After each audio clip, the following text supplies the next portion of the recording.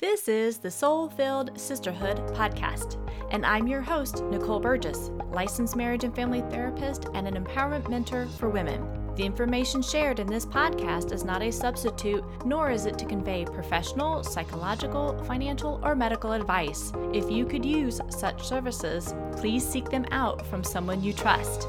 Now here is today's episode. Episode 55. Today's episode is sponsored by Nicole Burgess, leadership and empowerment coach to all the passionate, high-achieving professional women so they can do what they love without sacrificing their personal life. To sign up for my free online workshop on the 5-step strategy my clients use to end overwhelm, get rid of guilt, and increase connection to their partner as a high-achieving and highly sensitive woman, go out to NicoleBurgessCoaching.com/end overwhelm. Now here is today's episode. Welcome, sisters. In today's episode, I want to talk about, hopefully, preventing burnout. And if you are in that burnout type of zone, we're going to talk about how to actually kind of pivot and recuperate from the burnout zone. So often burnout is defined as increase in fatigue or tiredness. Maybe you have lost your appetite, and for some, I know you may have actually increased appetite. And in psychotherapy terms, that is typically talked about you're eating out of emotions. And so we're going to talk about, again, self-care techniques to be able to pivot so that you can start to recoup from the burnout. You may notice yourself withdrawing from family, friends, or saying yes more often because maybe there's a little bit of ambivalence about what is going on in your life. If your stress level has increased a lot due to you are taking on too many things or saying yes to too many things, you may also notice just a difference in like your hair may be falling out more. A lot of health impacts, like maybe you're got more headaches going on, stomach aches going on. All of those can be signs of you're going down a path where you're starting to burn out. And there's also some medical stuff that may be going on too. And first and foremost, I'm not a medical doctor, so I would encourage you to seek out medical treatment if necessary, if these things are happening, just to confirm there's nothing else going on. But more than anything, it's really taking a moment to pause and exploring what have you been telling yourself. Like I say so often in these podcasts, what's that mindset that's going on? What are the beliefs that you're bringing forward that may no longer serve you? And do you know your values? Are you staying in alignment with your values? So if you go out to today's episode or show notes and sign up for my newsletter, you can download my PDF that is about values. And remember, our values can change over time. And you want to look at your top maybe 3 to 4 values and really looking at when you're saying yes to anything or when there's decisions that are being made, are you staying in alignment with those values? So a couple of years ago, I was in this space where I knew I was heading into this burnout path, this track, and yet I really didn't pivot until I was pretty far along it. And what I had done was I was ramping up my coaching business alongside still having my therapy business, which I still have both of them. And what I was doing though, I signed up for a couple different coaching packages and was getting assistance there, which was great. It was really good information. And yet I hadn't taken down my therapy stuff, meaning I was still working that full time. And as I look back now, it's like, oh yeah, I need to cut out something to create space so I can be creative, so I can actually work on this other business as well. And it's really remembering for those of you who are introverted, for those of you who are highly sensitive persons, really it is managing that energy level. It is vital for your well-being to manage that. So if you're going to pick up something in one area, begin to explore and see what else you've got currently going on that is either no longer serving you, or maybe it could take a back seat for a little bit so you don't go down to burnout zone. It took me a couple months think about 2 months before I really started to feel more vibrant again, before I started to like, okay, well, that was a really good lesson to learn of when I'm starting to get more grumpy, when I'm starting to withdraw and things just no longer bring me joy. It's not that I'm depressed. It's like I'm literally so exhausted. I don't have any capacity to do other things anymore. And I often say with my clients, we talk about you've maxed out your bandwidth. One of the more extreme burnouts can look like where you actually have exhausted your adrenal glands. Again, I'm not a medical person, so you can talk with your doctor about this. But I remember one of the psychotherapy coaches that I have admired, and she's inspired me over the years. She talked about, and this has been, I think, a good 3-4 years ago now. She talked about with those that have been following her, how she actually got to adrenal fatigue. And it took her a good, I think, 6 months to a year for her to fully recover from that. She is extremely ambitious. She's also an introvert, and she was doing so many incredible good things. And at the same time, that good stress is still stress, and she exhausted herself. So she ended up, she had to take time off of work to recuperate. So, there was some of this, not necessarily lost business because of the way her business model was set up, but there was lost time to be in her business. There was lost connections that she could have with other people because she was literally in her bed. She had no energy. And in that time to recoup, she started to learn okay, here's what I've learned from this. And that was some of the things needed to be delegated out, to not go after everything all at once, that having kind of a stepping plan to go after some of these things she was desiring to create for her business and her coaching practice. And it's really looking at yours too. If you're going after a promotion, it may be looking at, again, the old saying, working smarter, not harder. So if there are things that you are doing right now in your career, is there a way that you can delegate it? Is there something that's hey, I need to talk to my supervisor about this, where maybe I can step down from this and let them know I'm really wanting to go more towards this direction or gaining these skills. At home, are you asking for help that you need to?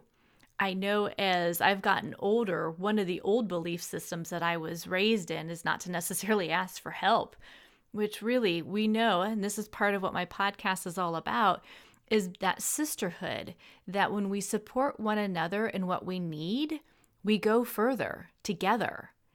So do you need to ask your partner? Do you need to ask your kids? Do you need to hire out some help in order for you to not get burnt out, in order for you to be able to pivot and take care of you again? Or maybe it's going back to saying no more often. So remember back in episode 12 where Sharon Martin and I were talking about boundaries, that maybe you got asked to, help out with the PTA, and it's I can help in this way. Maybe it's can be at home and stuffing the envelopes for the mailing that needs to go out. Or maybe you're I absolutely love doing the book sales, so I can say yes to this, but the other activities I'm going to say no to. And that's all good. That's all fine.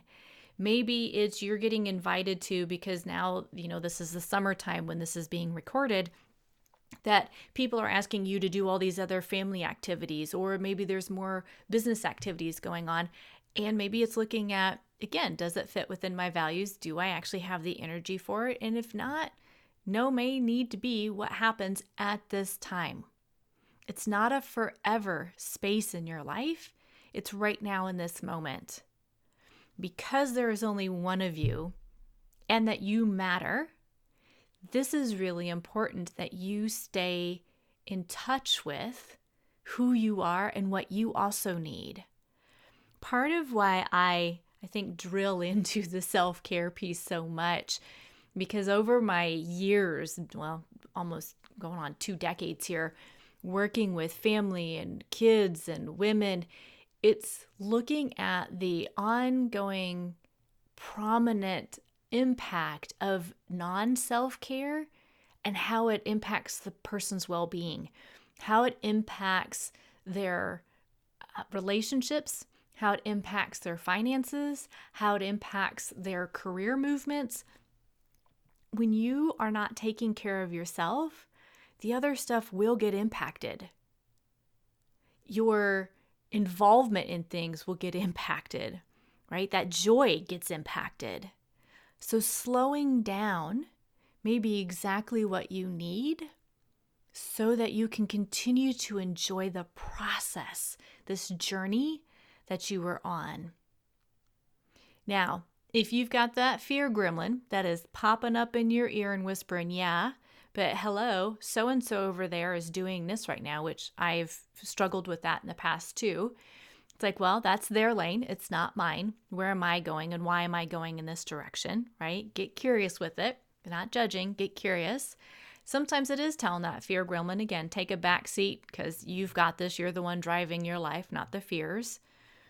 As HSPs, I know we have been told, and it's part of like Elaine Aron's work, Dr. Elaine Aron, she talks about how perfectionism can sometimes get stuck, right? Or get in the way. Again, because you're such a deep thinker and you really explore the different avenues.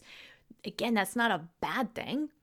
It's yet if we are coming from a place of perfection in different areas of our life, and that is keeping you stuck or stopped, that typically is more of the fear of what you think other people will think of you or your product or your service, which again, if you're working really hard and things aren't moving the way that you want to, maybe it is slowing down, not continuing down that path where you're going towards the burnout. So that self-care, especially for my highly sensitive listeners, needs a minimum of like 2 hours per day for that self-care, the unwinding, the not looking at screens, all of that good stuff. Where again, I talked with Julie Bieland about this in episode 29 when we talked about retraining your brain. Only you know what helps you recharge. And I know many of you are introverted and you're listening to this. And some of you have got this nailed. You are doing really well with taking the time out, and others of you may be struggling. None of this is meant as a judgment. It is getting curious of like, where am I spending that energy? Why am I doing what I'm doing? And maybe you needed to do these things that worked for you in the past, but check back in with yourself and say, are they still working, or do I need to hire it out? Do I need to ask for support? Do I need to just truly let it go? Do I need to shift a limiting belief? And if you've got some limiting beliefs going on, I encourage you then to go out to episode 17, where I talk about how to break free of some of those limiting beliefs. The whole point of this is for you to get really curious to say what's working and what's not working in both my personal and my professional life. And if that irritability is coming in, you're wanting to stay in bed more often, and it's not due just for pure leisure and self-care piece of it, where it's due to exhaustion because you're heading down that burnout track. Or if you're in the service industry and you're serving people, whether that's in the therapy field, the coaching field, and there's some compassion fatigue going on, that again goes back to that self-care piece of it. If your appetite has changed along again with the mood, where these two are more interconnected, right? It's looking at what am I doing that helps me stay what am I doing that helps me stay energized? How am I nutritiously feeding my body so that I can manage all these stressors that are going on in my life? If you think there is something more going on, I do encourage you to go seek medical treatment. It's when anxiety is lingering in your ear and whispering to you, oh, but it's not that big of a deal. Check it out. Let it be not that big of a deal when you get the results back. Like, hey, everything checks out good. And it's more of like, okay, this is me spending more of that self-care, spending time with people that I love, spending time with myself, and just being able to re-energize and rejuvenate where I am, and giving myself more permission to say no to things that are no longer serving me. So I hope you found this helpful.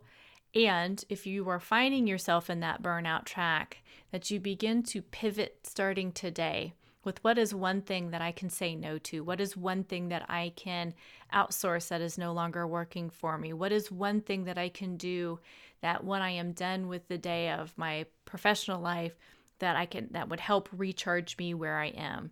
Who is one person that I can connect to so that I have some of that support?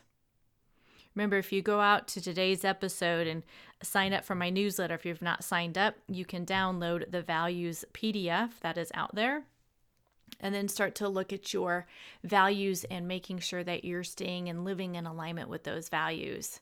Until next time, take care. Thank you for listening. Do you want to receive episodes directly to your inbox or stay informed on my latest offerings?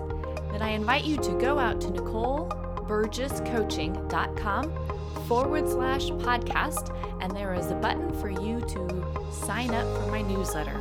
Thank you again.